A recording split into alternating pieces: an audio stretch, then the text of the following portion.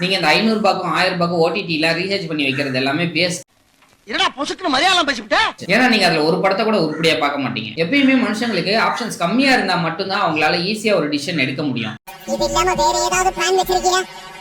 For example, நீங்க சாப்பிட உட்காரும் போது ஏதாவது ஒரு படம் பார்க்கலாம்னு ஓடிடி ஆப்பை ஓபன் பண்ணுவீங்க. அதுல நீங்க சாப்பிட்டு முடிக்கிற வரைக்கும் சும்மா ஸ்க்ரோல் பண்ணிட்டே இருந்துட்டு சரி சாப்பிட்டு முடிச்சிட்டோமே அப்படின்னு சொல்லி க்ளோஸ் பண்ணிட்டு எதிர்த்து போயிடுவீங்க. இந்த மாதிரி நிறைய பேர் பண்ணிருப்பீங்க. ஏன்னா இதை பேஸ் பண்ணி ஒரு ஸ்டாட்டிஸ்டிக்ஸே எடுத்திருக்காங்க. 95% ஓடிடி சப்ஸ்கிரைபர்ஸ் இந்த மாதிரி ஏற்படுற ஒரு கன்ஃபியூஷன்னாலேயே பார்த்த படத்தையே திருப்பி இன்னொரு தடவை கூட பார்த்துட்டு போறாங்களே தவிர புதுசா எந்த ஒரு டிசிஷனும் எடுக்காம அப்படியே க்ளோஸ் பண்ணிடுறாங்க. இது எதனாலன்னு கேக்குறீங்களா? பியூரிடன் எஃபெக்ட் அப்படின்னு ஒண்ணு இருக்கு. இத பியூரிடன் பாரடாக்ஸ்னு கூட சொல்லுவாங்க. ஓடிடி படங்களுக்கு மட்டும் இது பொருந்தாது. லைஃப்ல கூட உங்களுக்கு நிறைய ஆப்ஷன்ஸ் இருந்துச்சுன்னா உங்களால கரெக்டான ஒரு டிசிஷனை எடுக்க முடியாது. கம்மியான ஆப்ஷன்ஸை செலக்ட் பண்ணி வச்சுட்டு அதுல பெஸ்டானதை செலக்ட் பண்ண ட்ரை பண்ணுங்க. எல்லாத்தையும் அக்குமுலேட் பண்ணி வச்சுட்டு அதுல ஒரு பெஸ்ட்டை கண்டிப்பா உங்களால செலக்ட் பண்ணவே முடியாது. புரிஞ்சிருக்கும்னு நினைக்கிறேன். அப்புறம் நாளைக்கு பார்க்கலாம்.